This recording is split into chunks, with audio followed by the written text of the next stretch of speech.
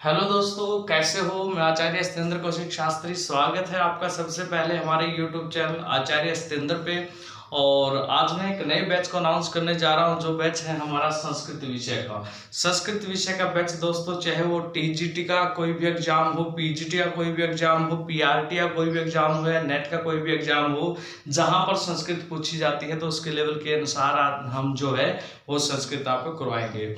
तो दोस्तों, सबसे पहले मैं आपको बता दूं, जब भी हम भाषा की बात करते हैं दोस्तों, भाषा को सीखना इतना मुश्किल नहीं होता जितना हमें उसकी व्याकरण डरा देती है। एक्चुअली होता ऐसा है कि हम भाषा को व्याकरण के जरिए सीखने की कोशिश करते हैं, जबकि भाषा को व्याकरण के जरिए नहीं सीखा जा सकता, व्याकरण को भाषा के जरिए सीखा जा सकता है। यही चीज आपको मैं समझाऊंगा और बड़े ही बेहतरीन तरीके से। अब तक आपने संस्कृत पढ़ा होगा, एक बार ये वीडियो देख के देखिए, आपको पता चल जाएगा कि संस्कृत की तैयारी करना कोई ज्यादा बड़ी बात भी नहीं है।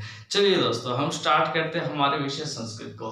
तो दोस्तों, संस्कृत की बात करते हैं। संस्कृत में अगर हम सबसे पहले बात करें दोस्तों वैदिक समय की, हम आज का जो विषय है वो यहाँ से स्टार्ट कर लेते हैं। वैदिक समय की, तो वेदों में क्या था दोस्तों, 6 अंग बताए गए थे।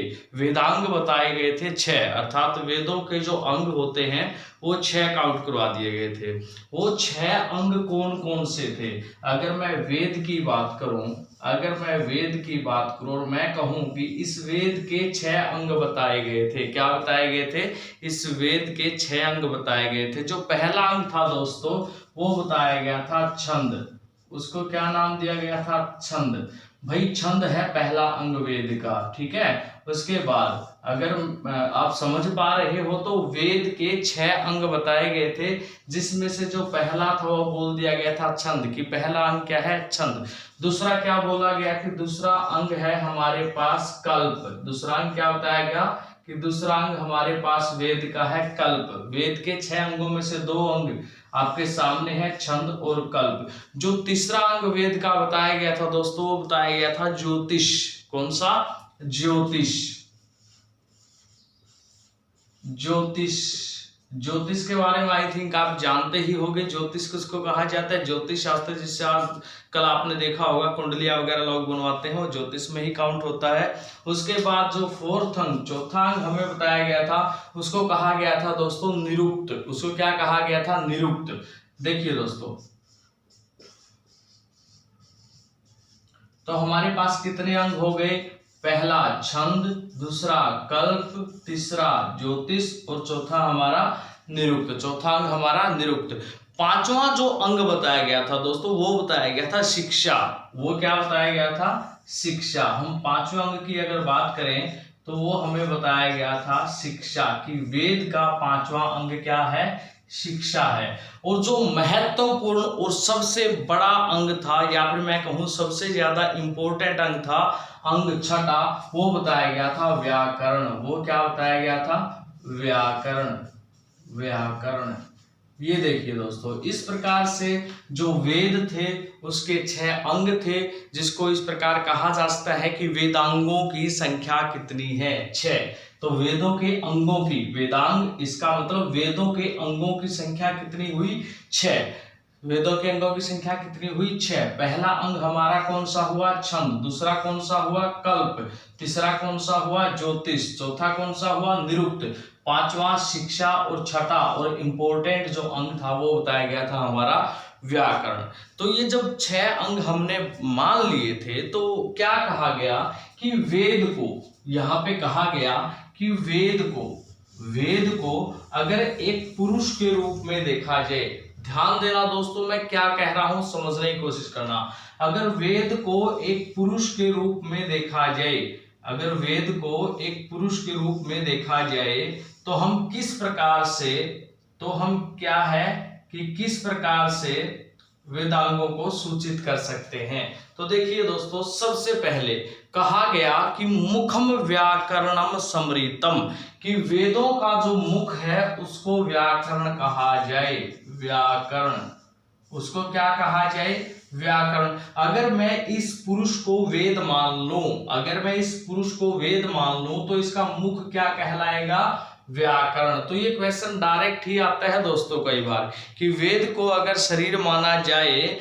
तो उस शरीर का मुख का जो भाग है वो क्या कहलाएगा, या जो व्याकरण है वो वेदांग का कौन सा अंग है, जो व्याकरण है वेदांग का कौन सा अंग है, मुख। तो व्याकरण क्या हुआ, मुख हुआ।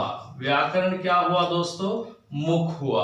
अब हम बात करते हैं सबसे इंपॉर्टेंट की बात हमने कही थी कि सबसे इंपॉर्टेंट है, तो देख लीजिए क्यों है इंपॉर्टेंट। व्याकरण में क्या है दोस्तों, उच्चारण स्थान, बोलना वगैरह ये सभी चीज काउंट होती हैं कि हम किसी को बोलते कैसे हैं, किसी भाषा को। तो इसीलिए व्याकरण इसके अंदर समाहित हुई और इसको मुख कहा गया, क्योंकि बोलने का काम हम किससे करते हैं, मुख से करते हैं। उसके बाद अगर हम बात करें पहले अंग से, तो पहला अंग हमारा क्या था, छंद था दोस्तों। ये मैंने सबसे पहले इसलिए बताया, सबसे इंपॉर्टेंट है, कई बार पूछा गया है। तो पहला अंग हमारा क्या था, छंद था दोस्तों। अच्छा, छंदों में आपने पढ़ा होगा पाद होते हैं, पद जिसको कहा जाता है उसको संस्कृत में पाद या चरण आदि भी कह दिया जाता है। पाद, पद या चरण एक ही बात है। तो पाद का अर्थ होता है पांव, पाद का अर्थ क्या होता है, पांव। जिस प्रकार छंद, जिसका छंद अपने पदों से चलता है, उसी प्रकार ये पुरुष भी अपने पांव से ही चलता है। तो इसके पांव को क्या कह दिया गया था, छंद कह दिया गया था। क्या कह दिया गया था, क्या माना गया था, छंद माना गया था। तो क्या कहा गया कि छंद पादौ तु वेदस्य, छंद पादौ तु वेदस्य। जो ये है वो क्या है, इसके पाद हैं। पाद मीन्स पैर हैं, पैर आप बोल सकते हो, पैर हैं। कहा गया छंद पादौ तु वेदस्य, जो छंद है वो वेदों के पैरों का काम करते हैं, वो वेदों के पैरों का काम करते हैं। उसके बाद नंबर 2 पे चलते हैं। नंबर 2 पे आपने देखा कल्प, नंबर 2 पे आपने क्या देखा, कल्प। अब कल्प किसको कहा जाता है, मैं आपको बता दूं कि कल्प हाथों को कहा गया। ये जो हाथ आपको दिखाई दे रहे हैं, इन हाथों को कहा गया कल्प। क्या कहा गया, कल्प। कि अगर वेद एक पुरुष है तो उसके हाथ कल्प है, उसके पैर छंद है, उसका मुख क्या है, व्याकरण है। तो कल्प को क्या मान लिया गया, हाथ, अर्थात हस्त या हस्तौ हम लिख सकते हैं द्विवचन में, क्योंकि 2 होते हैं। ठीक है, तो कहा गया कल्पो अश्य हस्तौ, अर्थात इसके जो हाथ है वो अश्य, इसके कल्प है, या फिर मैं कहूं जो कल्प है वो इसके हाथ हैं। आगे बात करते हैं नंबर 3, जिसको कहा गया ज्योतिष। नंबर 3 जिसको कहा गया ज्योतिष। अच्छा, ज्योतिष से हम क्या करते हैं, दूरगामी जो चीजें हैं, या फिर मैं कहूं कि आने वाले भविष्य में फ्यूचर की जो चीजें वो हम देखते हैं। तो इसीलिए हमारे ज्योतिष को क्या कहा गया, चक्षु कहा गया। चक्षु जिसका अर्थ होता है आंखें, चक्षु कहा गया जिसका अर्थ होता है आंखें। अर्थात इस मुख को, जिसको व्याकरण कहा गया, तो मुख के ऊपर ये जो 2 आंखें आपको दिखाई दे रही हैं, इन आंखों को कहा गया, इन आंखों को कहा गया इसका ज्योतिष, क्योंकि आंखों से हम देखने का काम करते हैं। तो आंखों को क्या कहा गया, ज्योतिष कहा गया। अब बात करते हैं नेक्स्ट की, बात करते हैं नेक्स्ट की कि आगे हमारे पास अंग कौन सा था, निरुक्त।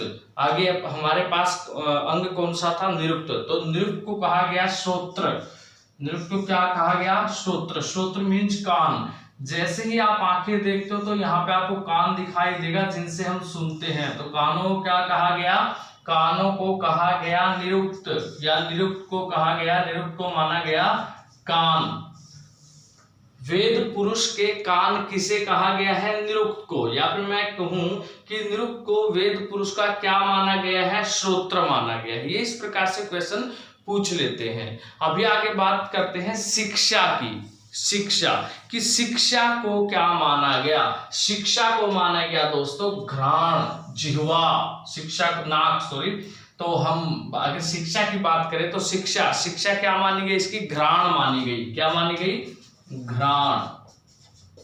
शिक्षा इसकी मानी गई घ्राण। तो इस प्रकार से जो वेद पुरुष था, ये वेद पुरुष था, इसके अंगों को व्याख्याकृत किया गया, या फिर मैं कहूं जो वेदांग थे उनको अपना अपना काम दिया गया, अपना अपना स्थान दिया गया एक पुरुष के अनुसार। ठीक है, तो ये क्वेश्चन डायरेक्ट ही आते हैं, नेट में भी आते हैं, पीजीटी में भी आते हैं और टीजीटी में भी आते हैं।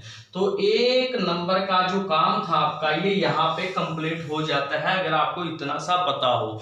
दोस्तों पढ़िए इतना जितना काम आए, ज्ञान उतना लीजिए जितना ले सको। दो चीजें हैं दोस्तों, एग्जाम क्लियर करने के लिए दो चीजें होती हैं, एक तो होता है हार्ड वर्क और एक होता है स्मार्ट वर्क। स्मार्ट वर्क कीजिए ताकि आपका एग्जाम क्लियर हो जाए, और हार्ड वर्क कीजिए ताकि आपको उसकी नॉलेज मिल जाए। दोनों ही चीजें जरूरी है। ऐसा नहीं है कि आप एक ही विषय के ऊपर हार्ड वर्क करते रहे, आपको जो क्राइटेरिया चाहिए था पास होने का वो बन ही नहीं पाया, आपने एक ही टॉपिक पे इतना ध्यान डाल दिया, वो भी सही नहीं है।